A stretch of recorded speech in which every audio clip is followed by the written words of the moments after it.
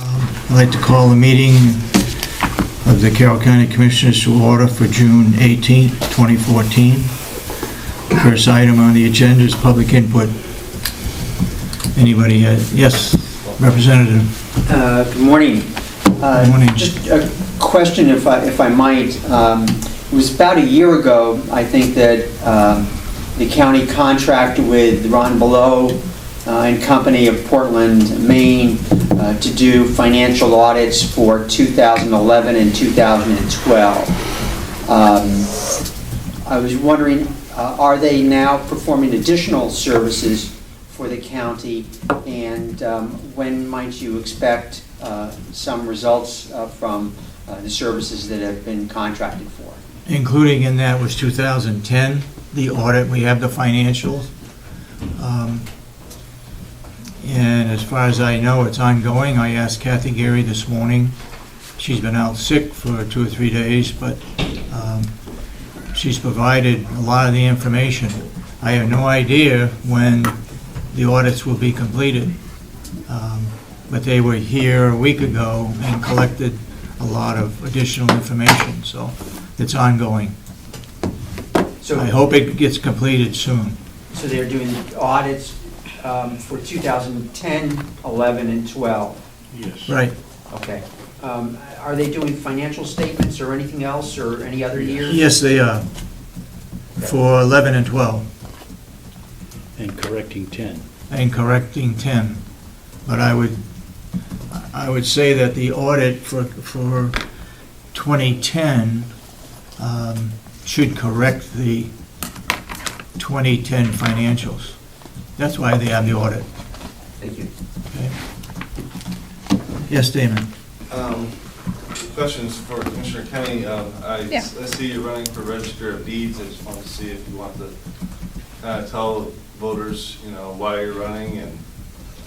No, at this time, I don't want to talk about it. Okay. I think that's for, Another another time, that question, Okay. and not for here. Do you have any further? So the 2010 financials were wrong? Well, the audit's going to show that if it is. Okay. Because you said they need to be corrected, so. What we were told, may I answer, Mr. Keeling? Go ahead. What we were told is that some of the line items were in the improper place. Okay. So that's probably not. And now with Mr. Lyford really being out of the business, it's, in getting the information, it's kind of slowed things down. Can I also add something? Go ahead. I get a report that there was money missing, so I believe there's another embezzlement. There's what? I get a report that there's money missing, lots of money, so Where did I it- believe there's another embezzlement. Could you tell me where the That- report came from? That is from the audit company. He did also a separate audit. You received something? Yeah, he sent it to all the commissioners. Did you get one? Yes, Okay. but that's not what it said. What, did it say money was missing? It said that they were in the improper place, and he gave the total figure of the amount of money that was in the improper place, and it had to be adjusted to make it right. Okay. Didn't say anything about embezzlement, it didn't say anything of that sort. Doesn't say that there were any shortfalls. Yes, it said it was a shortfall, but that, I read that to be in where the line items were, I had a conversation with him, okay? Okay. Tell us and about that is it. what he said, it was missing. We Okay, can well- quote you on that when we talk to Mr. Bulio, which we'll do today, that there was money missing. Mrs. Look what it said shortfall. No, wait a minute, you just said the money was missing. Is it missing, or is it a shortfall, or are they the same thing? Shortfall, and when I talked to him, I asked him if this money was missing, he said yes. Okay. Maybe I'm sure he we wants, have maybe he wants to come here and explain it, what it is. that. Okay. Anybody else, public input? Yes, Ed? This is in reference to the grant review committee, and this was about the state victim witness grant. Right. I was wondering, did you already sign that? because we weren't finished reviewing it. We had some questions that Melissa was going to give I us. may have signed it because it's continuing on from a number of years, and it's for 25,000. Well, here are some of the questions we had. What are the questions, Ed? Here are some of the questions we had, but Melissa's going to give us the answers today sometime. Is that mine? Yes. I mean, it's the first time we've tried to process a grant review, so we're gonna have a better process to, You want some answers to these right now? we're gonna have Melissa answer the questions. Oh, okay. I'm just talking about that the process, we have to set up a much, a better process in order to do this quicker and more effectively. So we're in the first stages of creating a process.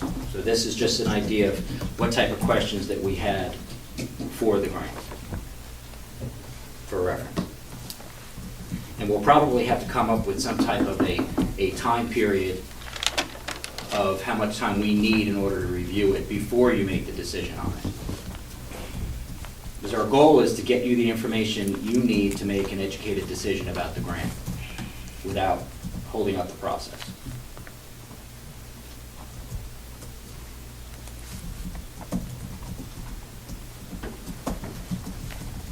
I guess one of my questions would be, would you also find that these questions are valid and something that you would like to see answered?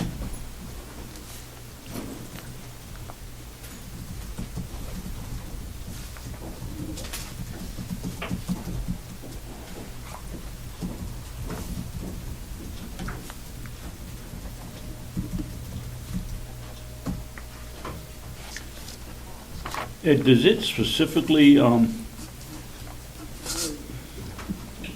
remembering back, having gone over it just once quickly, does it specifically specify underserved population? Yes, it does. It actually says it right here under It would program goals, objectives, and effectiveness. It says It'd be that the one. victims, I'm assuming. Yeah, but why wouldn't it be for everybody, not just the underserved Underserved population? population? Underserved. Yeah. I assume that's less fortunate. It seems to be tied to something that the federal government would do. Because a lot of the Civil Rights Act states that you have to make sure that underserved populations are attended to. And that's why one of the questions is the funding sources. Is this all New Hampshire funding from the New Hampshire DOJ, or is it from the US DOJ? That's what we're trying to find out. It comes through the state, that's all I know. Well, that would answer the question. And I about assume that. it comes through the Attorney General's office, but I'm not sure.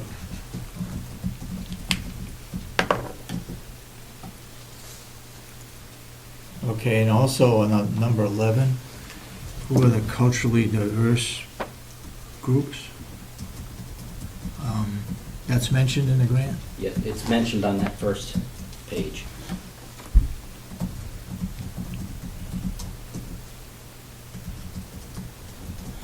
Okay. Good. Good job.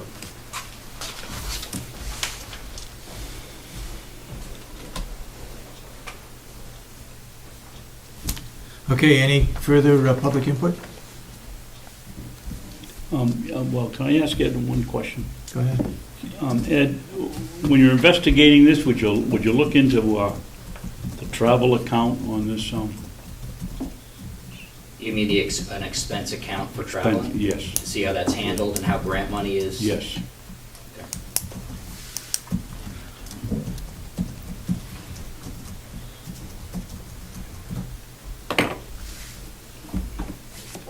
Thank you. Okay, we'll close this session, and Howie, give us some Mountain View community updates. Good morning, Commissioners. Good morning. Just a few pretty straightforward things to update you about. The first is last Wednesday, Home Depot did come through and And those of you that have been next door can see that they did a great job in not much more than a morning. A group of 15 of them, assisted by others they have helped from a soon-to-be-formed VFW post or American Legion post. I'm not exactly sure that'll be formed up north, came in to help. And so they got a lot done. We have 5 posts in the ground, cemented in the ground, that at some point later will hold some kind of a plaque for each of the 5 services, so that it'll become kind of a veterans walk-around area. So that was done. We'll be finishing up. That's also caused us to look at what we need to do with the rest of landscaping.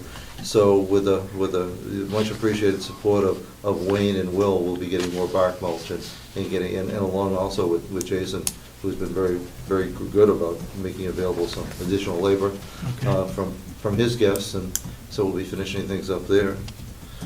We also had an incident last Friday with an intruder. I saw that. And sad as that was, it was handled very well with much appreciation due to, to the sheriff, his department, to the Ossipee Police Department, and on our own staff with Bob Murray and Becky Mason. So our protocols held up well, but it also gave us pause to look at and review what we could do better in that particular incident and where our systems need to be reinforced. So we've started that whole process. We call it a quality initiative.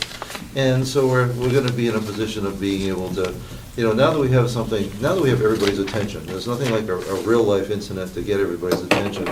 It's the time to kind of formalize our protocols for the future, so we'll be even better prepared.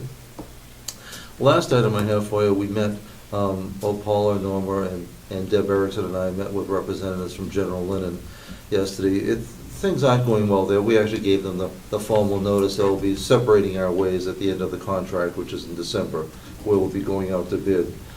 But something that I want to share with you here today is that along with going out to bid, which I would hope that we might actually go short, I don't think we want to toss out the option of going self-operation in the future. Not that we should rush into it, but at some point as we start looking, the nice part is all your plans for the future for the old building have always included keeping the existing laundry. And so we have the infrastructure. We're going to modify the existing laundry. Exactly. So I mean, that part is there, so it's not a request for funds. But something, as I talk with the nursing home administrator affiliates group, we are the exception in contracting out our laundry. I think it's time for us to take a serious look at bringing it in-house. There are 2 obstacles to that. One, we need to look at water treatment and the impact on leach field and what we really can do. And the other ends up being the labor component and cost component.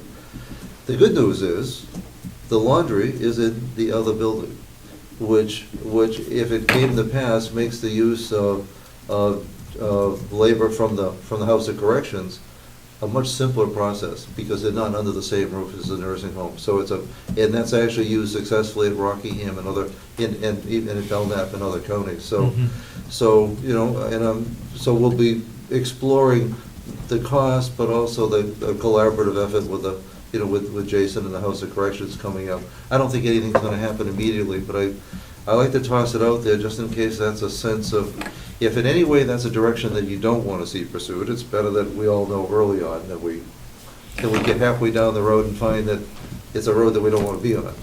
I think another obstacle is the space. Nope. Plenty of It's space. not? You get plenty of space Plenty in of the space. present laundry Plenty of space. for folding and everything? That's more. It's actually it would be considered very ample.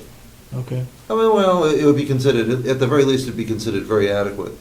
So that I don't think we'd have to do building modifications other than perhaps gas, water. But if there's a capital cost factor, it could well be that the existing leach field was not designed and would have to be modified in order to accommodate the loads. Go ahead. Howie, have we done any cost study? I went up to Grafton, and of course, they've got a new facility, and they had several $80,000 or $90,000 machines in there, and all the piping that went in with it for vents and water. When all said and done, yes, it's cheap because we can have inmate help. I think there was one lady running 2 machines up there when I was up there. But have we really done a cost study on this thing? If we do it ourselves, we've got to buy the linen, we've got to replace it when it goes bad, we got to pay from what I see for bills here for heating and ventilating and plumbing and electricity, there's got to be quite a bit of cost involved in coming in for repairs. Are we going to come out ahead? Well, then that's something we need to not just guess at, but clearly establish. We're looking at over $1,000 a week. I have to believe there's opportunity. That's what we're presently paying to a third party, and that's just. I have to believe that there's serious opportunity. We should be able to do it now, but I need to be able to prove to you in hard numbers, what the capital cost would be, what the recovery of that would be, and what the labor cost would be, what our operating would be. Go ahead. Howie, would you be including in this package jail doing their laundry there too? Now, my bias is their bill from General Linen is $600 a whack, so there's more money that we could be saving there that wouldn't go over to. I would strongly recommend it, especially why it's in the perfect location, and if it were involving, I'm struggling for words. What do we now call guests at the House of Correction? What's the politically correct word for inmate? You don't want to hear mine. But Offenders? Internees, but I think we all know. But if we're using House of Correction labor, we can take advantage of what some would consider to be an awkward situation in having a laundry that's in a separate building. In this particular case, it provides tremendous benefit and could allow jail labor to be used, certainly for their own laundry as well. But a lot, and it can be done in a much less intensely supervised setting. Now, my bias, and of course it would need to talk to Jason and House of Corrections, but you're in a situation now where with electronic surveillance, you can take the place many times of physical direct supervision. That, of course, that is a House of Correction issue, but it provides some opportunities that it wouldn't be comfortable if it were under the nursing home roof.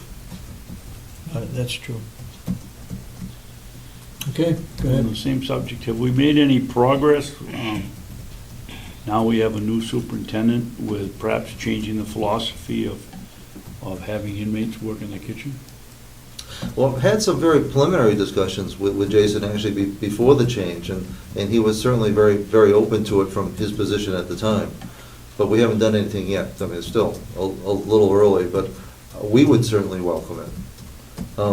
But part of it gets to be to the point of House of Correction or corrections philosophy relative to what level and kind of supervision is needed. If supervision ends up being one-on-one, if you have to watch somebody do something, sometimes it's just easy to do it yourself. To the degree that they can classify people to be able to function with less supervision, which I would support and agree with, and I'm actually very supportive of that. I don't think it needs to be more restrictive with properly classified offenders. That there's some opportunity. In fact, would like to see the House of Corrections, if Jason were willing for us to even be able to look at some work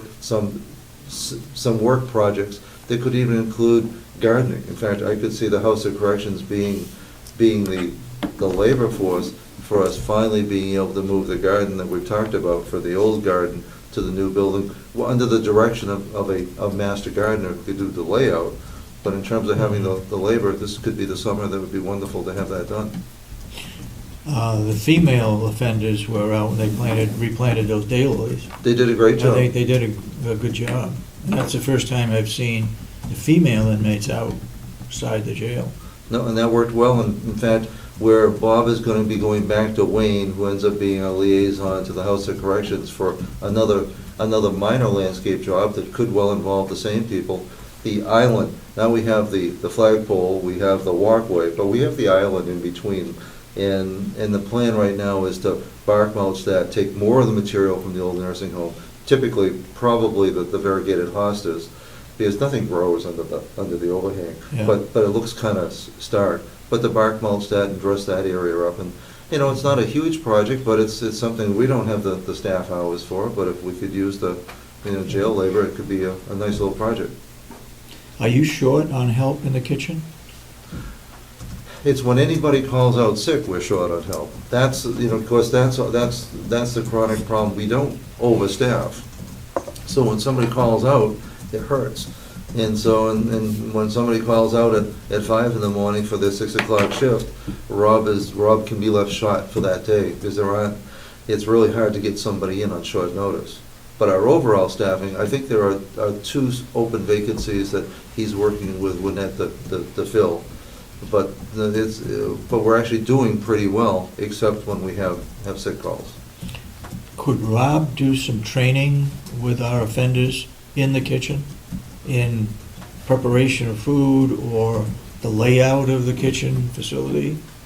I think he's very willing. I think it just gets into the quandary of the need for supervision versus the opportunity for work. So, I guess I'm looking at training so that when these people leave our facility, they might be able to find a job in a restaurant or someplace else if it's food preparation type thing, salads and so on. See, I think that's a great idea. I won't begin to tell you that that's how the rest of the staff feels about bringing offenders in, but I look at it, the same offenders that we have in are going to be, theoretically, could be out in the street 30 days, 60 days, 90 days. If we're taking people at the end, at the end of their tenure, I think there's tremendous possibility there. Now, the difficult part for Rob is the learning curve. The good news is it doesn't cost anything. The bad news is, the good news is they're going to be back on the street 30, 60, 90 days, but that's also the bad news because they're gone in 3 months or 2 months, and they need to be replaced. Yeah. But there are some roles, I know Rob is particularly interested for projects and for vacation replacement.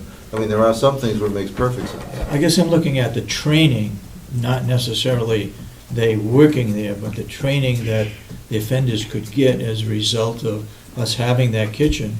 And if Rob has got, or somebody in the kitchen has got some spare time to do some training, that would benefit the inmates, whether they are there for 30 days or 90 days or a year.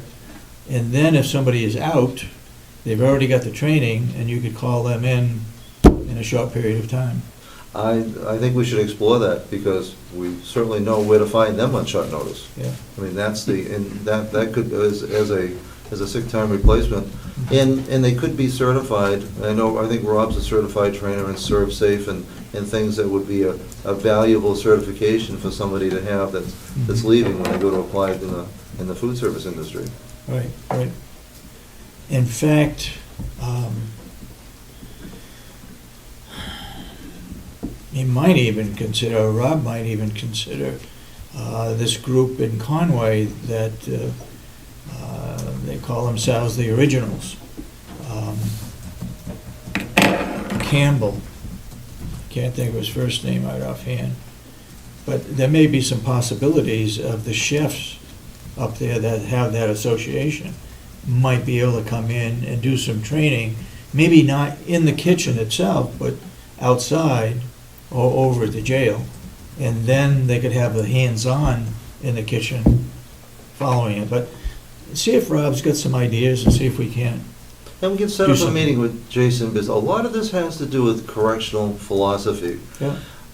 We're trying to get more educational programs in there for inmates, females and males. Well, see, I would agree. And having worked state corrections for a while, the idea of creating an on-campus, almost like parole program, even if it involves locator devices, whatever, but the idea of it being all or nothing, that you're either 100% supervised and then you're out, the idea of there being a managed middle ground, I think is sound practice and can benefit the individual, reduce recidivism, but also in the short term, benefit, and selfishly, the nursing home. Yeah. In terms of containing costs while providing training. Okay, go ahead, Commissioner. Thank you, Mr. Chairman. You know, we could sit here and discuss the philosophy of having them work there and not work there, but until we can get the head of the facility, both facilities working in the same direction, it isn't going to work. We had a young man who had a degree in culinary arts that probably knew more about cooking than most people working at the nursing home at the lower levels, and wanted to work over in the nursing home, but you folks didn't want him either. I forget how it went. One didn't want them in there unless they had the orange suit on, which is a dead giveaway. And so here he is, 9 months later, running a very, very, very fine restaurant up in Plymouth, New Hampshire, and we could have gained from his knowledge, and we didn't. And until we can get these people working together, and it won't work. Well, but knowing that the commissioners want it, I believe, that makes it clear. That makes it clear to Jason and I that it enjoys your support, and it's programming you want to see. So that makes it clear that that's what we should do. Now, I don't mean to say that they're standing in the way, because I learn something every day when I go over to the maintenance shed and sit there and listen to Willie and the citrus crew talking. I mean, there's always security issues that the person that isn't involved in it every day doesn't even think about. And I'm sure that each has their own concerns, and if we can work those out, we ought to be able to get something going. But it shouldn't be for want of trying, and I think that's what I'm hearing you want us to do, and we will. Willie had a question. And it may not be true for all of the offenders, but there may be some interests that they would want to learn. And those are the type that we'd like to have. Will? I'm just listening to the conversation, and I totally agree with what you and Howie guys are talking about, but I just caution that we have a limited amount of sentenced inmates over there. And sometimes I struggle to get enough to do what I have to do for our departments on this complex. So if you start taking those away from me to do other things, just keep in mind there's a cause and effect with all that. I'm not saying that it's a bad deal to do that, but just remember that they have sentenced and non-sentenced over there, and probably 60% or something to that effect are non-sentenced, and we can't bring those out. So if you start putting the sentenced ones to do other things that you've traditionally had them doing, you're gonna have a cause and effect there. So I just want to keep that in mind. We're not overpopulated with sentenced individuals like we did when I worked at the state here. So I just want to put that caution out there to keep in mind. Thank you. Go ahead, Commissioner. Willie's probably not the most appropriate person to ask, but having worked at the state prison for those years, what prevents somebody from a non-sentenced individual that's just over here waiting to go to trial from coming out and working if they want to? The answer I was given by the former superintendent here for that question was that they're innocent until proven guilty in the court of law. So when they're sitting over there, they're not necessarily guilty yet. So you can't force them to work, is what he told me. You can offer, allow them to, depending on the charges, and I'm sure they got a whole bag of criteria there, could allow them to, if they volunteer and want to do it, but I don't believe that they have any control to force them to do anything because they're not proven guilty yet into the court. That's kind of what the former superintendent explained to me over there. Well, that's why I phrased the question the way I did, Will. If they volunteer to go out. Right, I think that's... Do you have, on that citrus crew, are there any that you've had? I don't remember any that have been... No, we only get the sentenced. pre-trial in the whole in the 2 years I've been here. Right, we only get sentenced. The last conversation I heard a few months back was trying to take the unit workers that work inside the jail at night and do lunches and things like that, get those volunteered non-sentenced ones to try to do that, so that way they could free up more sentenced ones to go outside. That was kind of the last word I had heard on that. Where that stands, I don't know. That would be a question, obviously, for Jason. But He will get that question. Well, it's something to look into and see if we can come up with a proposal or some kind of working arrangements that we could do this. And Will's right, he does need people certain times of the year, but on a rainy day, he may not need all those, but But it's nice to know there's a pool of people available Yeah. and trained and ready when you need them. okay, anything else? That is all I have for you. How many empty beds do we have? We have, with census yesterday was 96, so that would be 7. And that's, and we have at least one admission, I think, scheduled today, so it's turnover, it's not lack of applicants, it's right now timing, and sadly, we've had some people who have actually only been with us for less than 24 hours that it's been beyond anything that we could have ever predicted in terms of the number of people that have either been discharged to home, or which is a good thing, or have died relatively suddenly. Yeah. The individual that was at a different nursing home, has that individual been brought over to our nursing home? Still in process. No, and that one the nursing home there has been I don't want to say, well, I'll say has been very slow about providing the necessary paperwork. I've been in touch with the daughter, and that nursing home paperwork only just came through. It's been requested for 2 weeks. Mhm. The wrong paperwork was sent, then it was incomplete, and now we have it. So now we're able, it's only when we have the paperwork that we can actually consider the admission. But the timing is good, because we do have whether the right bed for that person's available is a little uncertain. But now that we have the paperwork, at least the process can start, and that process has started. With private rooms, I would think we would have rooms available. If they would want to have their relative that's being admitted in a particular area. Well, and what you have to think of is Mountain View being essentially 2 nursing homes with a lower level. Yep. All 4 units downstairs, both mountains and 4 units, being for those that are cognitively impaired, typically with Yep. Alzheimer's. Yeah. That is not always an appropriate setting. In fact, it's not an appropriate setting for somebody who doesn't have memory loss, because it could, on the one hand, it would keep the bed from somebody who needs it. On the other hand, it wouldn't be very therapeutic for them. So we try to match. Sometimes there's such an extraordinary emergent need that any bed is better than even a wrong bed is better, but that's seldom. So we try not to put people in a position where they move in and then a week or 2 weeks later need to move again. Okay. I'm not sure that's going to be a problem in the particular case that we're talking about. Okay. Anything further? If not, thank you. Thank you. Thank you, Commissioner. We have an addition to our agenda this morning, and it's a report on the damage to our fields as a result of logging on an adjacent piece of property. Wendy, you want to come up? Will?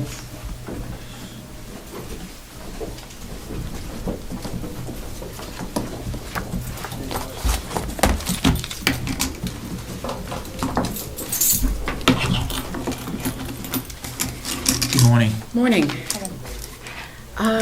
What I wanted to do, just to start off, is go back and start from the beginning with what's happened to date. And so this all started back on November 21st, 2012. William Walker, who is a forest technician with Jason Curtis Outdoor Services, approached the commissioners at their weekly meeting to request a temporary right-of-way change across the county property to conduct a logging job on the Smith property. This request was made to accommodate a neighbor's request, David Scripture, that truck traffic be moved further away from his horse paddock.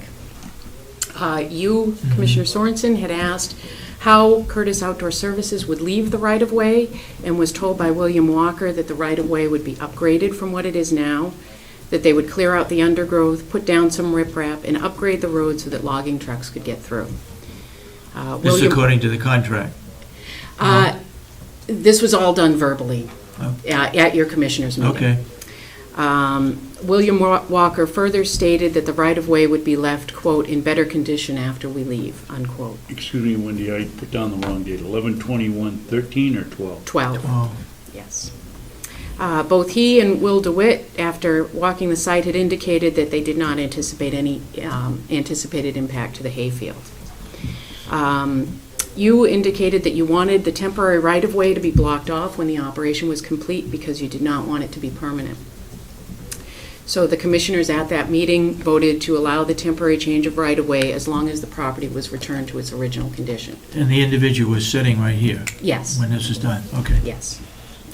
So last fall, I was asked to check on the timber harvesting to ensure that the operation had not crossed over onto our property.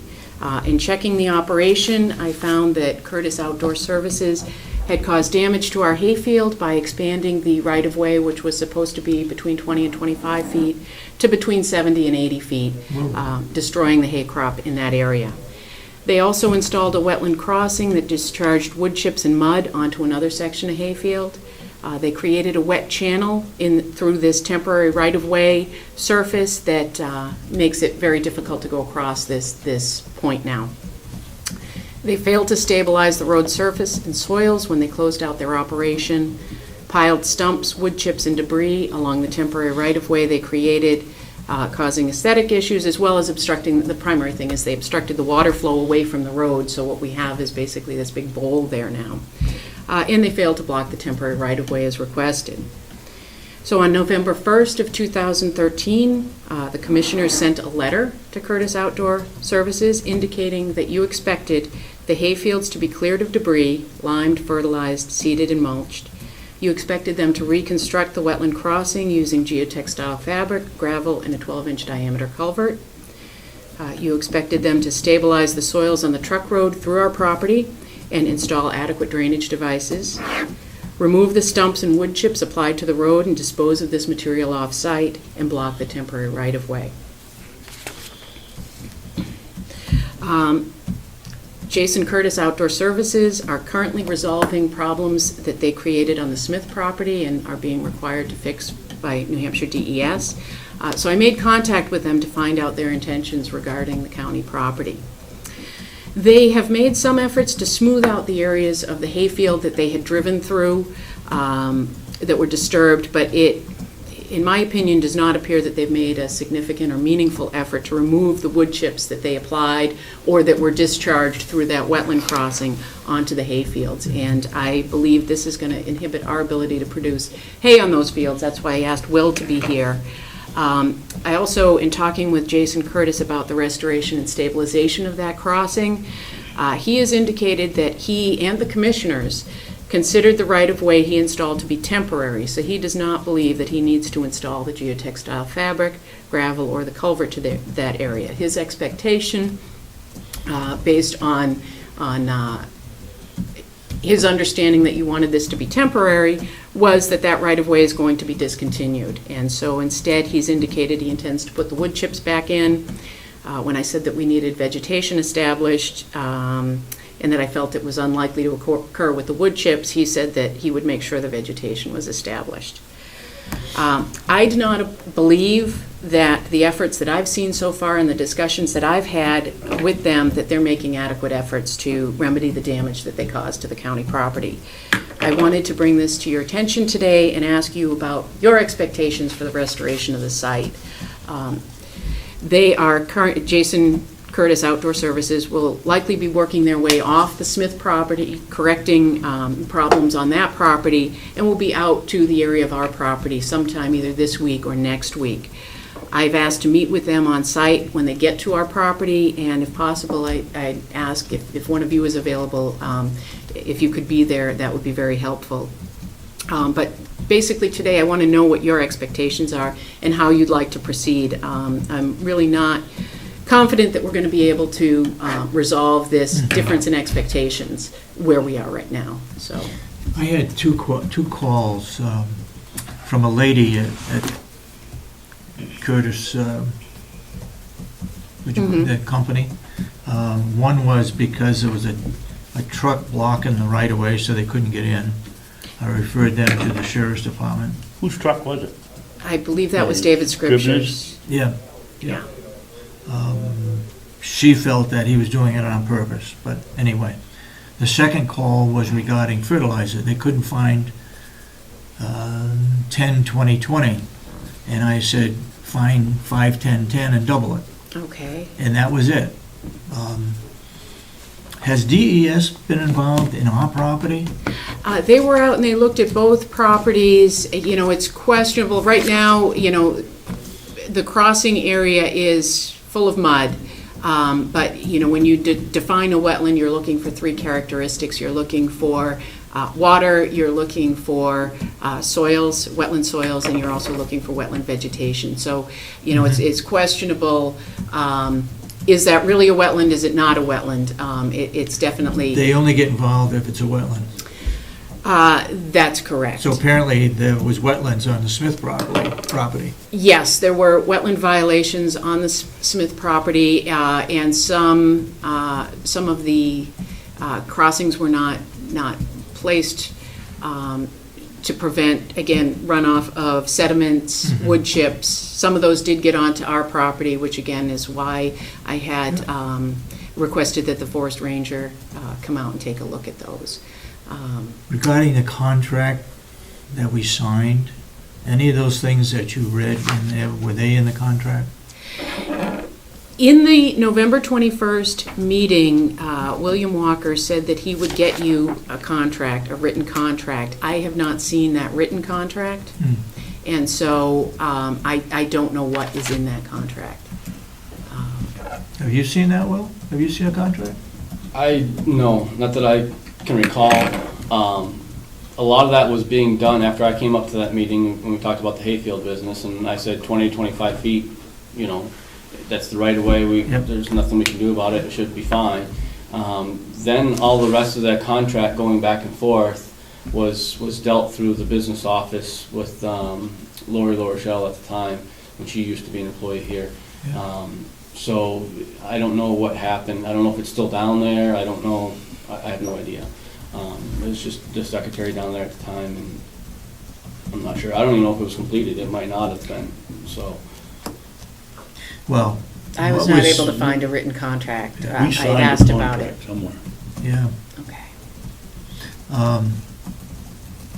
Well, maybe I'm confused. We signed the letter. I wasn't here when you signed the contract. That was in 2012. November 12. But we did sign a letter telling them Yes. what we expected. Yes. And to me, I don't know why you even need a contract. We made it good and clear to them, or you folks, I was sitting out in the public, that it would be restored to the Yeah. condition Yeah. it was Yeah. before we started. What could be simpler than that? Well, and I did ask the county attorney about that, and, you know, the meeting was recorded. You know, she suggested if you know, if we look at moving forward, that we use the language that was agreed to, you know, verbally in that meeting, you know, if we don't have a written contract. My personal feeling, I don't know how the rest of the board feels, but I'd give them 30 days to correct it and bring it back to better than what it was, at least equal to what it was. And give them 30 days to do it. And if it's not done by 30 days, then we hire somebody to go in and do it and charge them for it. Again, I asked the county attorney about that, and she said we should get a judgment first before we go in and do the restoration work. We should get a judgment against them in a court. Okay. So why don't you make the motion and give them 30 days, and if it isn't done in 30 days, then we proceed to court. Okay. I'll make a motion that we give them 30 days to correct correct the damage that was done to county property, that it be put back into its original condition As and agreed to, and what we had stated in our meeting. I think the devil's in the detail with original condition in that wetland crossing. Original condition, okay. Yeah, that's where the issue is going to be, I believe. And also the issues with the hay fields. They have gone in, they've basically, from what I could tell, it didn't look like they made any effort to remove the wood chips from the hay field. They just plowed them in. And so I don't, I went up there this morning and took a look. Yeah. And it looks to me like, the first time when I went up there, when all this was going on, he had brought the chipper out before I got there, and just, it was really muddy, because in my opinion, they shouldn't have been logging at that time of the year anyways, but blue chips all over the field, wood chips, probably a foot thick almost, Really? out there, so that they could drive their semi-trucks back and forth on it and not sink in the mud.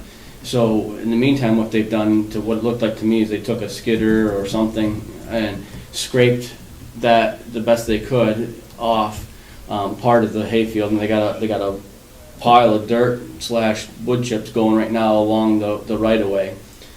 They just moved it there, but when you look into the soil that's left, it's still all wood chips. I don't really understand how you're going to get, grass to grow on that. I would think that you might, if you can't get all those out of there, you might need to put another 3-4 inches of loam on top to redo it. Yeah, go ahead. Willie, and the board, why don't we sell them some loam? We've got tons of it out here. Sell him some loam and tell him he has to haul it up there and spread it out and then seed it. Put it down a foot thick over them, where he's, Okay, we have a motion on the floor. oh, Do I hear a second? second. Okay. Can Excuse me, did you mean to just have do it in 30 days, or do you want to put the "or" into the motion? I want to give them 30 days to correct the damage that they've caused on county property. Okay. Agree to it? Yes. Can you also put in the company name? Yeah. In the motion? Who's the company name again? Who's Curtis Outdoor Services. Jason Curtis Outdoor Services. I guess my concern is that we need to specify exactly what we consider to be those conditions, because I see them saying, basically, you consider this temporary, so we don't have to make it passable for you in the future. If you don't intend to use, this was a temporary right-of-way, we don't need to make it passable by you in the future. In creating a temporary right-of-way, do we intend to use that in the future, or do we intend to go back to the old right-of-way? How it's left really We depends on want to that. restore it to the condition that it was in before they damaged it. Wendy, what was there the Woods. first day they handed over? That's Woods. what it should look like when they're done. Right. Yeah, they won't be able to put trees back. Okay, so they level it off? And quite frankly, I don't think they're going to be able to get the soils back to where they were. They have created a giant hole there. I think, the best we can do is to stabilize that and make it passable, put ditching in to keep the water so that there is an ability to use that temporary right-of-way in the future, should we choose to, which would require fabric, gravel, seeding, ditching, all of the things that we specified in the November 1st letter.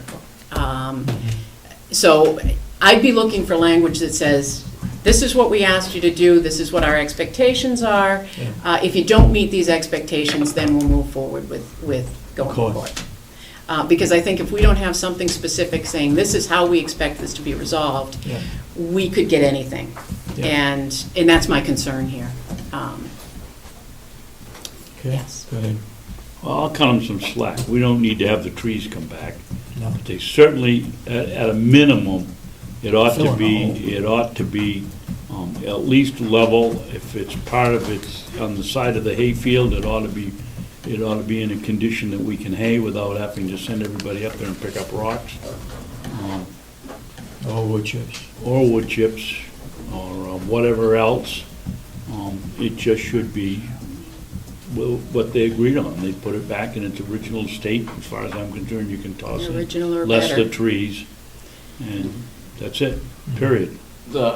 I think that the hayfield wouldn't be that hard for them to fix. I mean, they could take what they have out of there as far as those chips, add some loam to it and reseed it, and we'd be in good shape. I think where they're gonna have a problem is up in the woods there. I mean, if when you watch the Olympics and you see those guys on those those snowboards and they got that, they're going up and down, that's what it looks like Yeah, out there, it literally. basically looks- You know, it looks like you could just ice that over and have one of those type of things going all the way down the hill through our property. I mean, that's how deep, it's like the stuff is way up Really? here and it's just like a great big thing. Where did the, All the way where did the down. soil go, Will, that was in there? It's been Why can't they, compacted, why and it's can't, washed out It's onto the washed out into hayfield. our hayfield in certain areas, and it's compacted, and like she said, they just took all the stumps from the trees that were there and they piled them up, so, you know, a road normally crowns out this way to let the stuff, it's the total opposite, it crowns in. well, why not fill it with gravel and then put loam on top of it? They're balking at doing that. Well, That's the problem. issue. And that's why I'm trying to give you a description. of what it And looks like. that's the issue with the hayfield is I can see them saying, well, you know, we'll see if the seed takes before we put more loam on there. There's a cost to doing this restoration work, and it's my opinion that they're trying to minimize their costs. Sure. And I feel like it's to such a degree that we are not going to get the restoration that we should be getting on this property. I mean, this is ridiculous. We sell this hay, horses and cows don't, goats and, well, goats maybe, but sheep don't eat wood chips, and it's gonna, Well, you know, use wood chips start- when you are trying to prohibit vegetation as opposed to You're to let prohibiting grow. it, some grass will grow up through it, so it'll be spotty. If we ever get it to the point where you can hay it, the tedder will kick the chips up, so it'll be an ongoing thing with chips for the rest of our lives. Cover the chips Yeah. up, reseed it. The back end there where they put this culvert in to let all the soil drain off of the half pipe thing or whatever it is up there. It's probably almost the size of this room or almost, you know, half the size of this room where all this silt and sand and everything just washed right out into the back end of the hayfield. You can't even, when you first drive in there, you can't see, you gotta go back a little ways. But it just came off of that and they looked like they took the dozer or whatever, or I mean the excavator and put a hole in there so it could seep out. And that's what I see up there, and it's just probably half the size of this room or better, of just thick sand, silt type stuff right down in the hayfield there. I would suggest to them, like Commissioner Babson has said, we'll sell them some of our loam, $18 a yard. They haul it and fix it. Okay, so a couple of questions on, you're giving them 30 days to correct the situation, to bring it back to equal or better condition. And will this be? To which they agreed. Add that in there, to which they agreed. You don't think they did? They were Yeah, supposed to that respond meeting. back to our letter by November 13th. We did not get a response within that time frame. They did call Will and say they intended to come up and do some restoration work last fall, and then they did not come up last fall that I'm aware of. Well, then to which you agreed, 11/21/2012. Because they did say they'd restore it to its original, I was here that day. Yes. 30 days from now, will you write a letter, or will we put together a letter, and will the 30 days begin at this letter? What's the date today? Today is the 18th. 18th. 30 days from June 25th? That's a week from today, gives us a week to write the letter.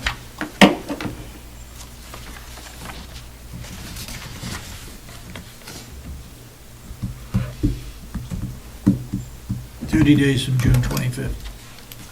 Okay. And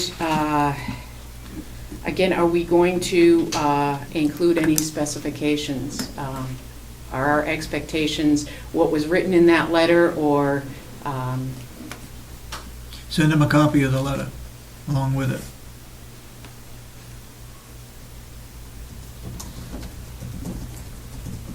So do you feel that our expectations are adequately described in that letter? If it is to put the property back into its original condition or better, yes. Okay.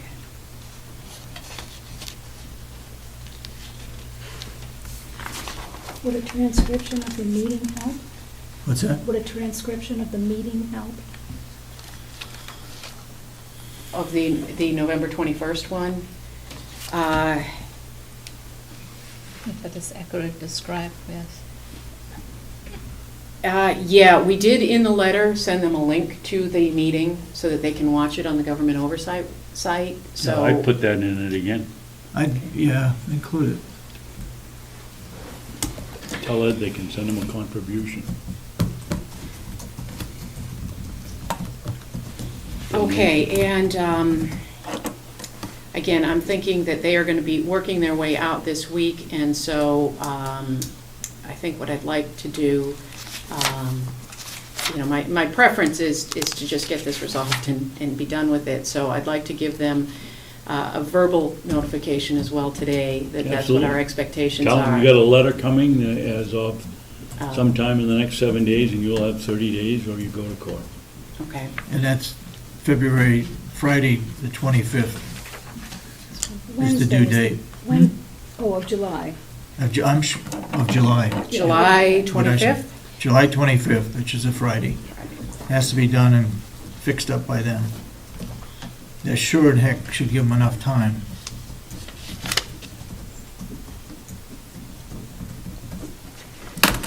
Otherwise, we'll go to court. No. Okay, so the motion doesn't have that language in it. Well, let's make sure it Then, does. It says that the motion was that they give Jason Curtis 30 days from, and I added And from put in June print- 25, to restore the property to its original condition as agreed in the 11/21/12 meeting, or, do you want, put in parentheses, the 30 days, July 25th. okay.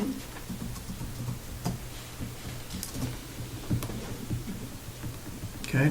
But it doesn't say or will go to court. Do you want that in the motion? Or is that just implied and is okay? We'll take legal action. We'll take legal action, yeah. And Wendy, you'll get that out in the next 7 days? I will draft something and email it to you. Okay. Okay. Will, you satisfied with that?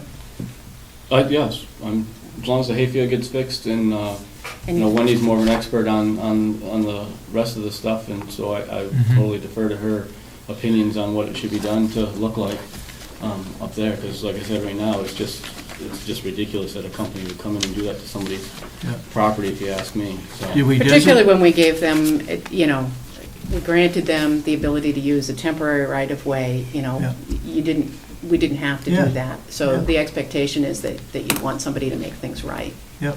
Um, Did we specify the seeding mixture? Yes, Okay. we did, yeah. And so you feel that topsoil will need to be added over those wood chips, or they need to make more efforts to get the wood chips out? Yeah, Okay. I mean, I don't think anything, you know, is gonna grow on what's there right now, or at least not in Especially thick if it's enough. 6 inches thick. You're pretty sure it's that thick? Oh, when they were blowing it on there, the day I came out, it was 6 inches to a foot thick. I mean, they had tractor trailers driving up in there. So they pushed it just to down. smash it down, and then they were adding more to it, just, you know, there's no reason, in my opinion, that you would even log in those kind of conditions, as muddy as it was. Yeah. And they started off doing that because mud was going down 171. I mean, from here up to that driveway, it was 2-3 inches thick some days on the road, so they had to do something to stop the mud, so they blew a bunch of chips into our field, so the trucks would run through the chips first to try to get the mud off. And it was- Okay. Okay, Is that thank enough? you very much. Wendy, have you done anything with the Timber Association to have, Excuse me, do you want to vote the motion? Yes, all those in support of the motion say go aye. away, Wendy? Aye, Aye. And who was the Who was the second? second? I second it. You second? So it's unanimous and it's passed. Wendy, have you gone to the Timber Owners Association and had anybody come look at it so that when Curtis gets a reference call, we have some backup evidence that maybe he didn't do what he was supposed to do? I have had the district forester out on the property. I have not gotten the Timberland Owners Association involved at this point. I wonder if they should. Where does Curtis come from? They're out of Chichester, I believe, is what their company truck says. It might be wise to get the Timberland Owners Association involved in it, because maybe they could put some pressure on him, or at least it wouldn't be favorable to him to get another logging job if people go to the Timberland Owners Association looking for a reference. The way that Cooperative Extension and the timberland owners work with references are we provide a list of certified loggers, Mhm. which are loggers that have completed the professional logger program. Yep. I don't know whether they are on that list or not, but that's something that we can check into. Okay.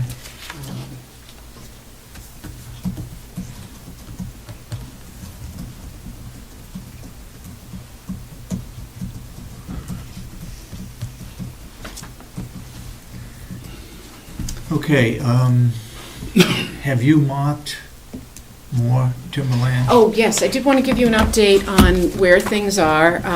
Just on the timber harvest that we had this past winter. Let me just find my notes here.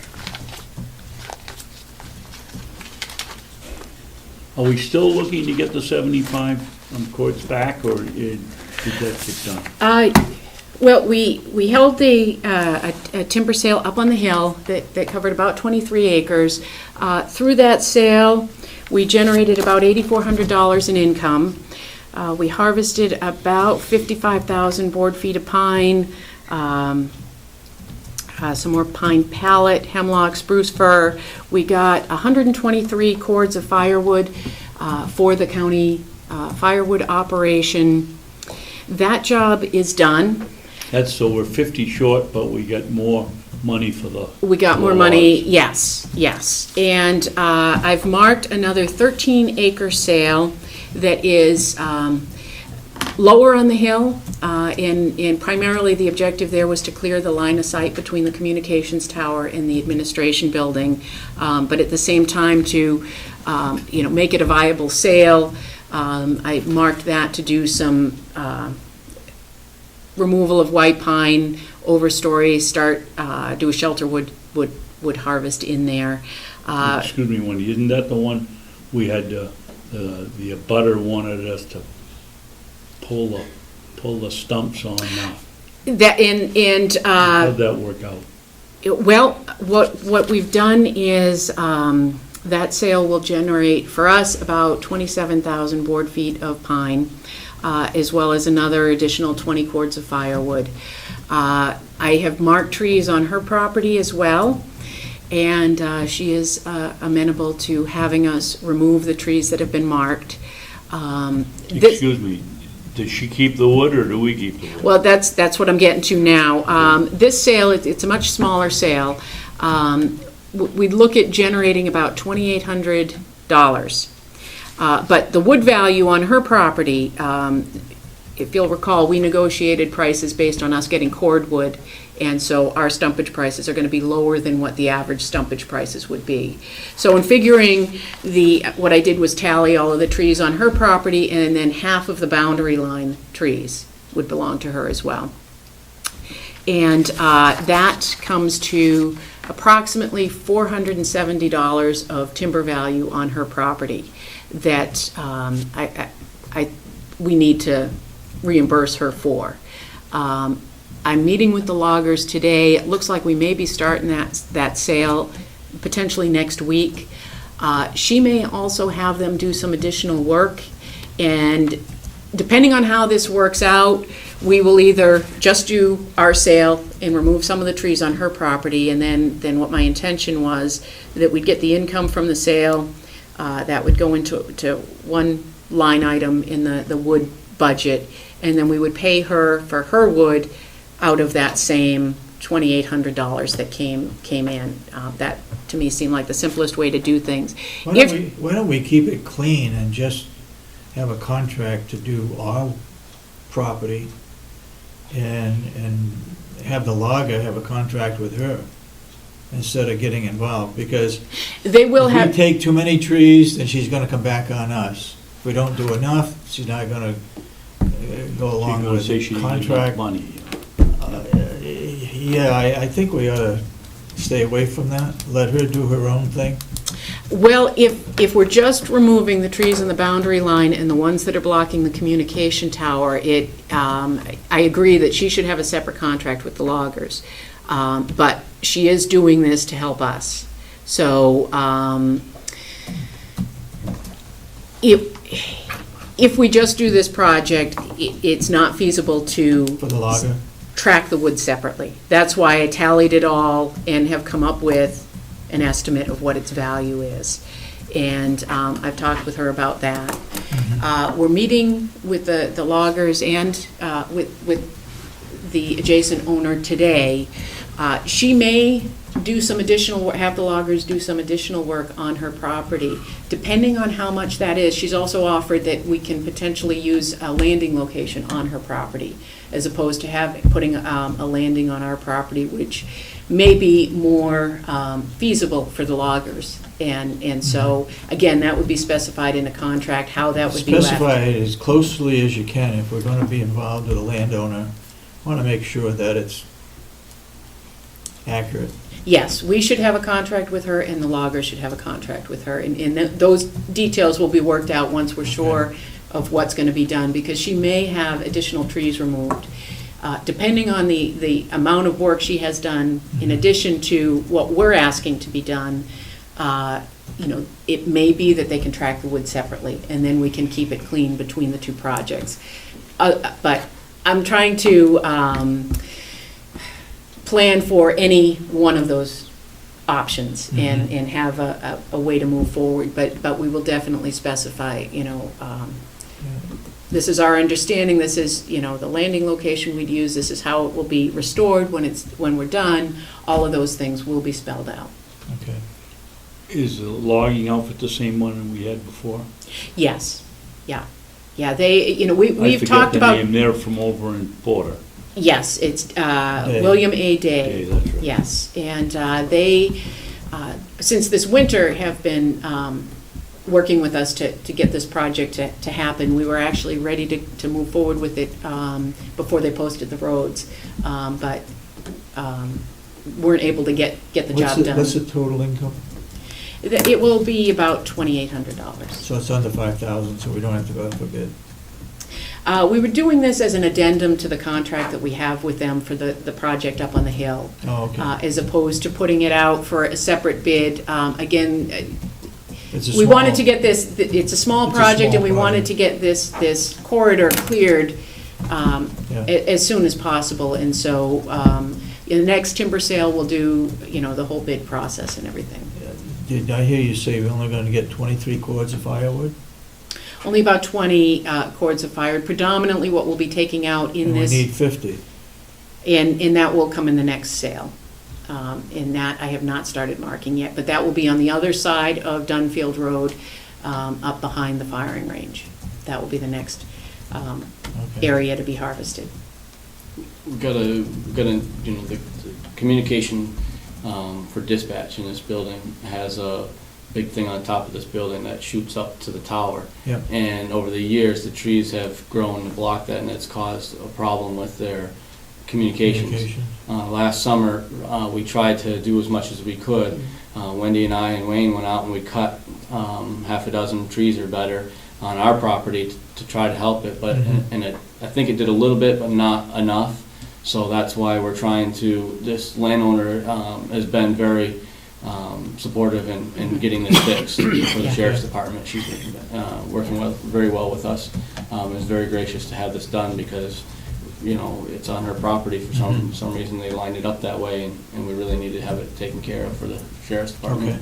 Okay. Is it improper to ask who the landowner is? A matter of public record, it's Maria Varney is the landowner's name. Who is it? Bonnie? Maria Varney, Mm-hmm. V-A-R-N-I.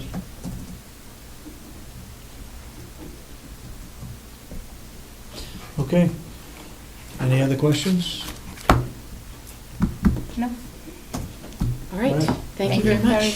Thank you very much for your time and coming here and explain it all.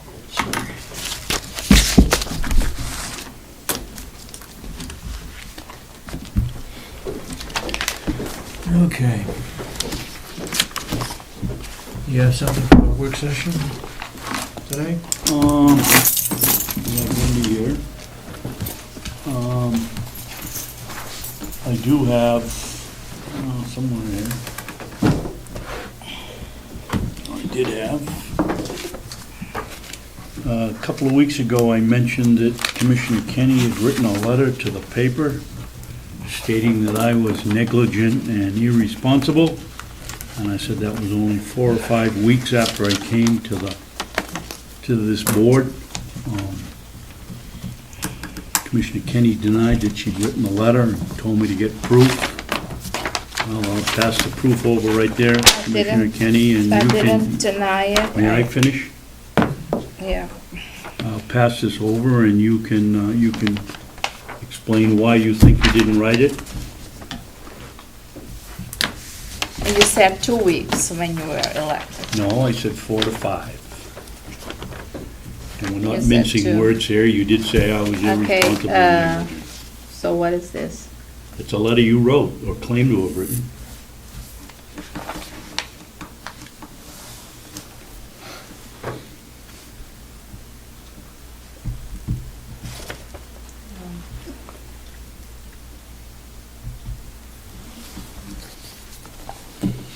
We got minutes to do too, David. Yep, I got them.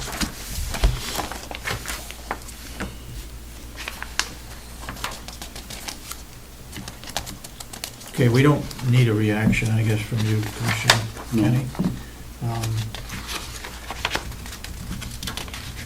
If we're ready, let's look at the minutes for June 10th. I have one correction on page 5. At the very bottom, it should be June 4th, 2014, and not Oh. 3014. Yeah, probably not. Anybody else got any corrections? I didn't find any this week.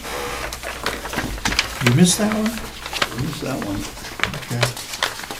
Do you have any corrections to the minutes, Commissioner? Don't. Do I hear a motion to approve the June 10th minutes? I make a motion we approve the June 10th minutes. Do I hear a Public second? minutes. Public minutes. Do I hear a second? I'll second it. Any further discussion on June 10th minutes? Yeah, I just want to note, I'd read the minutes here. You what? I just read the minutes here Yeah. from the June 10. I didn't watch the video, so make that note for me. Where are you talking about? No, the June 10th. I read here what you wrote, but I didn't watch the video. Oh. So I don't know if everything is there, but All those in support of the motion say aye. Aye. Aye. Those opposed, nay. Okay, it's unanimous. Pass 3-0.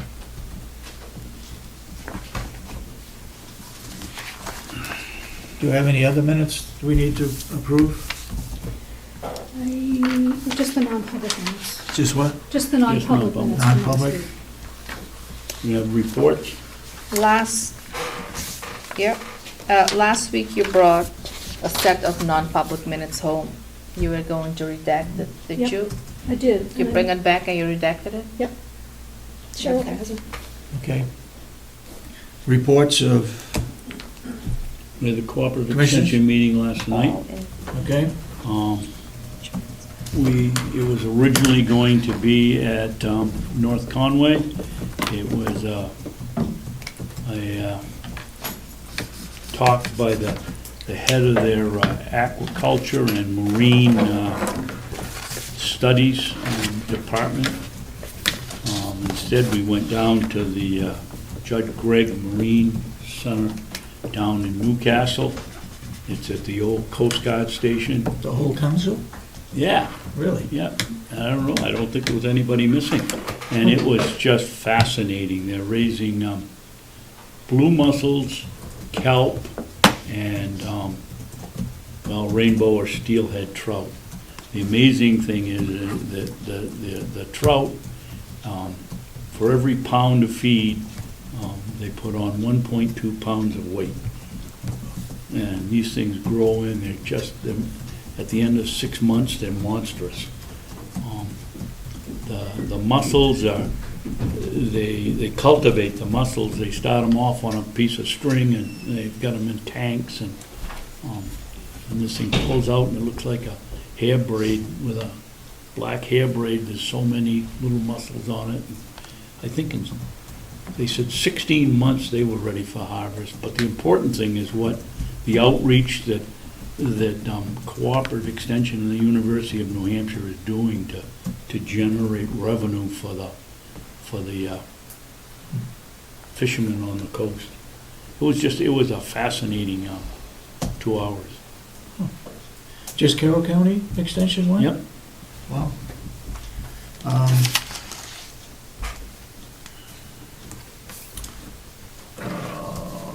The question I was gonna ask you.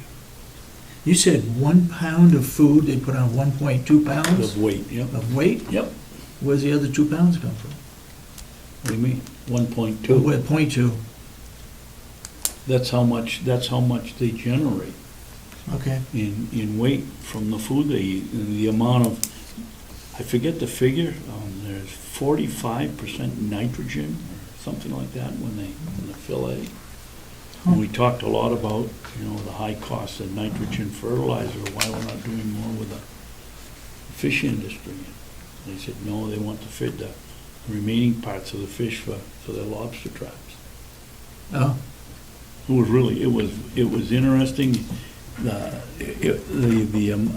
effect on the economy is far-reaching. They've got all kinds of equipment they've built. The sales to local restaurants down there. For I was the gonna ask you, mussels what and happens to the mussels? the mussels. What happens to the fish? They get sold locally. Somebody has started a nothing but fish, I think it's the name of it, or something like that. Farmers market down on the seacoast. Huh. They hold it once a week. It was well worth the drive down. The facility itself is just remarkable. I think they said it took 12 years to build it, between permits and the neighbors thinking there's going to be college students racing up and down the back roads of Newcastle, which aren't very Smell. wide. And now that it's there, the neighbors love it. The ships are coming, all the research vessels are tied up there. It was worth the trip. Anything else you want to report on? Yes, ahead. I just want to propose a policy for the jail inspections, that the Board of Commissioners do the jail inspections Mm-hmm. twice a year on June and December, according to the RSA 30B. I think if we put the months in, that it is easy, and June and December is easy to remember, and that we give a copy to the jail. One goes to the Attorney General's office, and one we keep, the Commissioner's office keep one copy. I guess I would say that if we put on there when we're going to do it, then they will be ready for it. Otherwise, right now, it's like a surprise inspection. No, just every 6 months, they know we have to come every 6 months. True, but you June could come and anytime December. during that 6 months. You're going to be doing it next, right? Yes. Who is? Commissioner Kenney was scheduled to do it So you want to between make a January surprise and the end of stop. June. What? You want to make a surprise stop. I think it should be, yeah. Needs to be every I think it's 6 been months. pretty They near know a year. we're Didn't I coming. do it last year about this time? I think I did it last, and I You got see. the report. You see, now we're getting it. If we put in June and December, we know, and we don't have to put in which day in June. If we put in June and December, they know, will be inspected. And then we don't, which month is doing what. Okay, it so- causes confusion. You're going to do it the month of June, correct?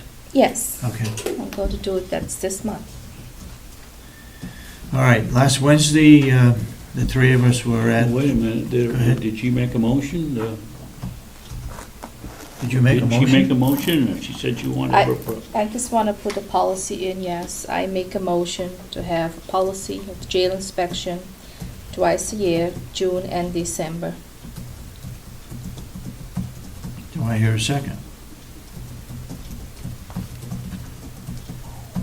it's by law that we do it every 6 months, twice a year. Yeah, but I put in the month because we have nothing. I think it is easier to remember. Go ahead, Commissioner Babson. I agree with you, Mr. Chairman, that over the past years, we haven't done it exactly at 6 months. Sometimes, most of the time it's been longer, but sometimes it's been shorter. And it's too easy for the facility to get ready for an inspection if they know it's coming. Okay, lack of a second.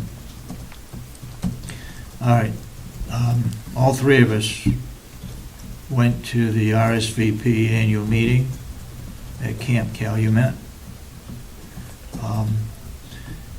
They gave out awards for recognition of time the volunteers had put in. There were several at the 20-year mark, all the way down to the 5 years. I think the meeting was very well done. And it was worth us to be there. They also identified all the veterans, and the veterans had the opportunity to say their name, where they were stationed, what rank, what branch of service, and so on. And that was kind of interesting too, because there were some that had been in there in World War I. Two, I'm sorry. And don't forget the lady that spoke. Oh, Wasn't she funny? I don't remember her name, but she was a wave, and she, She was a radio. I guess in those days they were radio men. Communications. Today they'd be radio women. okay, yeah. Radio persons. What's Radio that? person, yes. Radio persons. Radio person. She was funny. It reminded some of us as to how things took place during the time that she was in, and she was in World War II, 41 through 45, I believe. But it was very interesting to hear her presentation. What was she, one of 25, the only woman where she was stationed? I don't know, but she was from California, and That's right, she'd never seen snow. they never They saw shipped her up snow. the Great Lakes. And they gave her three choices, and I believe she put in California, Oregon, and Washington, and they shipped her to Michigan. She was wonderful. Yeah. Okay, anything else on the work session? Yes. Yes? I have a question about investigation. I know a few months ago, investigation was going to take place here. I believe that the board directed Winnet to look in the agency who's going to do the investigation. I remember a few months ago when I met her in the hall, she said a lady who she knows over 10 years was going to do the investigation. I never received any report. What investigation we talking A about? sexual harassment investigation. Of who? Where? Who? This is a person. Don't say the name. This is a No, I don't personnel say matter. any We name. should not be discussing this now. No, I'm looking for the report, what I didn't get a couple months ago. And now I hear last week was another investigation, sexual harassment investigation, what I know nothing about. I just wonder, am I going to get two reports? Because it was never, nobody ever told me there was going to be another investigation. Mr. Chairman. Okay, Who is Mr. going to do Chairman, it? why don't I we like wait to until we know. get in a Yeah. non-public session, and then we can find out what investigation she's talking about Yeah. without making it public. Okay. I'm just looking for the We'll keep reports, it that's all. In non-public. Okay, something else then. Last week after the meeting, the two commissioners told me you both went to the New Hampshire Association of Counties. Do you have any reports? What was it? Was it a guest speaker or what was going on? You said you both went. I never said we both went to Yes, to you the said Hampshire that. Association of Counties. Yes, you said that you both went there Okay, on Friday. okay. Is there any report? What was going on at the The, association? The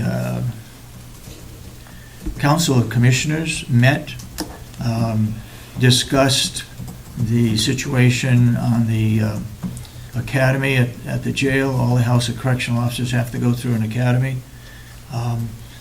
And it basically was given over to from the, what do you call the academy? The cert form.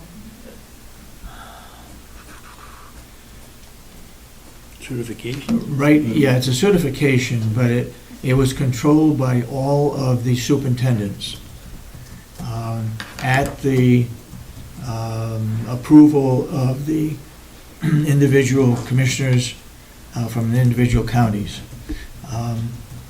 And part of that was taken back by the Commissioners' Council to improve the standards. Instead of different counties having their school for accreditation, it was felt that there should only be one, and I believe there are 4 that are given a year at the police academy. And so that was approved, that the commissioners take on that responsibility. Commissioners' Council as to whether they can, there was a case where a correctional officer, one county wanted to reinstate a correctional officer who had a felony back a number of years ago. And that would be left up now to a committee made up of county commissioners. And the commissioner from wherever that county is would not be on that committee. That wasn't the understanding I had. The understanding I had was that if you had a felony, you couldn't be a corrections officer. That's true, but there's an appeal process for everything, and that appeal would go whether they could do that or not is up to that committee of commissioners, I guess. Yeah. I believe what you mentioned, he sent an email around what he was going to discuss this Commissioner Council. I believe. Do you have anything to add to that? No, I was absent. Okay. Anything else to discuss at the? There was also When a it- very nice presentation by the Economic Development. Cooperative extension. That's Yeah. right. Cooperative Yeah. extension, that's correct. It was a really very nice presentation. Yep. And how they've been working with communities to increase and help them with their planning and increase their revenue. And we were asked for the impediments to bringing business to your town. We each put together a list, and then they went down over them. And it was- Education was one of them. Not having high-speed internet was another. Zoning restrictions was a third, although it wasn't as bad. And I can't remember some of the others, but they gave examples of conflicting laws that were preventing. And the request was made for cooperative extension to meet with small businesses throughout the area to find out what their needs are, what regulations are being put on them that puts them out of business. There were several examples given of a marina and how the additional regulations affected the business so that they decided not to do whatever it was that they were talking about, decided not to do it any longer. That was hauling boats? Hauling They boats with a gave them license. With a license plate? License plate. Yep. They couldn't do that any longer, so they did away with the license plate, so they don't haul boats in to be repaired any longer. And there was something else about waste, collection of waste from the boats that. Oh, you had to have it pumped out twice a year, and the holding tank was only 1,000 gallons, and it was barely full, and yet every year they had to come and bump them out. And there's a permits and licenses and all kinds of stuff that went against small business, basically. Okay, anything else to come up on the work session? If I may, Yes. kind of in that same vein, we need to make a motion. There's a copy for each of you. Oh, one's for Michelle. We need to make a motion to approve interim Henry to the certification board. So that's there for you. So we already approved that he is going to the New Hampshire Association of Counties, correct? Yes. But this So is, now we need to approve that he's going to the certification board. yes. I'll make a motion that we nominate Jason Henry as our representative to the superintendent's certification board. I'll second it for discussion. I guess first I'd ask, not anything against Jason Henry, but is there any commissioner that would want to be on that board? Oh, Used to be all commissioners. The last commissioner was Marge Webster, who was from this county. She was the chairman of that certification board. So I just asked if there was anybody that, now would be the time to do it, if somebody wanted to be on it. I don't want to be on it. I don't want to be on it. Okay, No, I don't. all right. Then, any further discussion on the motion? All those in support of the motion say aye. Do we- Aye. Wait a Aye. minute, wait a minute. Did we have a, did I make a motion? We made, You made a Yeah. motion? you made a motion? You made it, Yes. I did. You made a motion, I Made the second motion. it. Second. Right, all those in support of the motion say aye. Aye. Aye, and so voted. You take care of that, I will let Betsy know, yes. okay.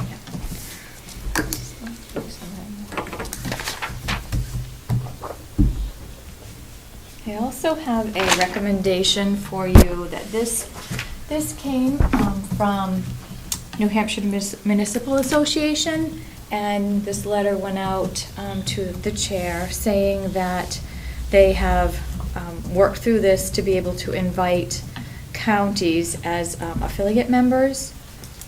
There is a cost to this. There is a $500 dues. Actually, there's a little brochure, Commissioner Kenney, for each of you. But this is a very beneficial group that gives a lot of support. The only thing that they wouldn't do for any of the counties is to give the legal advice as they do to the municipalities. But that's the only piece that we would not be able to participate in. But Wait as a you minute. can. We can't participate in the legal? And the legal advice, because it's they specific to municipal, because they do a lot of like planning boards, zoning boards, which we don't have those. Yeah. And we have some different rules that cover counties. But all of the other pieces that they are able to help us with, and not to take anything away from the New Hampshire counties and Betsy's role down there, but this is very beneficial with all of the information, trainings, and different things that they avail to even affiliate members. And I think on that handout it will tell you, but you get publications, workshops, training, seminars, including webinars, and the webinars are very, very beneficial, and it's a great training device. And different bulletins, legislative bulletins, newsletters, and just a very wide array of services that we would benefit by, other than the legal. They have on-demand training that we could pay for an extra fee, which is similar to the training that Commissioner Kenney had gone to with the 91A training up in Madison that we were invited to attend, and that's the way we could kind of recoup some of our costs. If we held a training, we would possibly be able to charge, anyone who came to kind of recoup some of that. 2 hours in length, $475 is what it costs to put on a training by one of the attorneys there.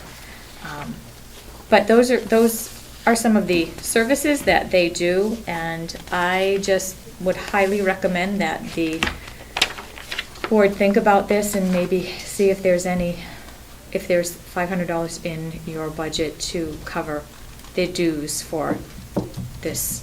What is the cost of a regular membership on a town? Do you know? I don't know. Could you find out, Sure. please? So I called them a few years ago, and they said they don't give advice to commissioners, to counties. And I think it would be beneficial if they would give it legal advice, but you said they don't. So our legal costs will go down. So our legal costs will not go down, because that was the issue a few years ago. Also, you said you give a lot of training, workshops and webinars, but Primex also provide a lot of training, workshop courses and webinars. And the local government center, LGC, also provide training, workshops and webinars.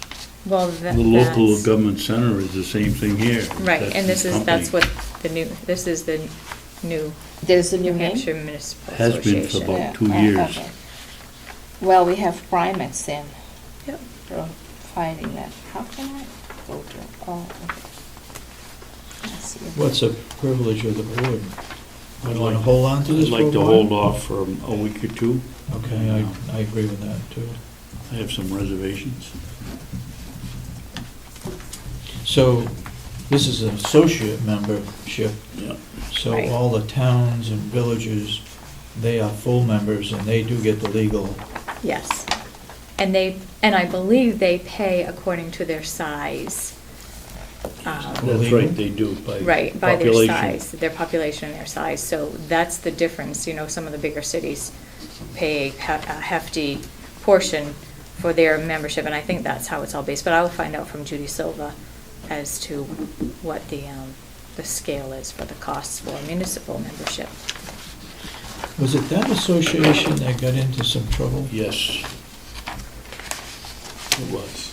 They just settled it. All the insurance. Well, that was the whole health trust. Right. That was the whole LGC, which all has been, Taken care of. yeah.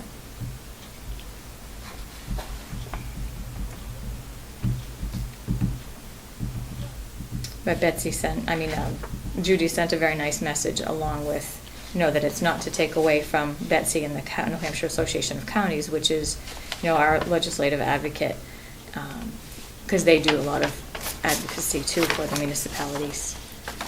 Mrs. Silver always was a very capable lobbyist. Yeah.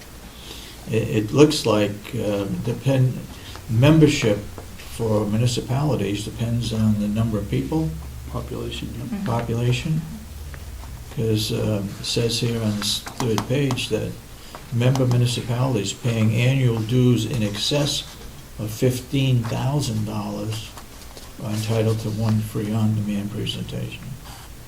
Right, those are the bigger, more of the city size.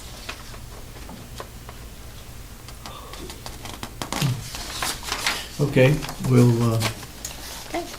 hold that for a while.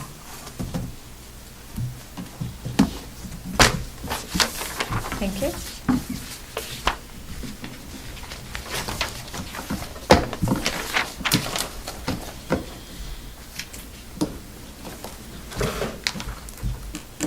Okay, we got 2 items here to go into non-public personnel. I'll make a motion that we go into Well, non-public. before you do that, we got to have public input. Oh, Um, excuse me, you're right. But did you request the non-public for personnel? I did. You did, okay. And then we have non-public to review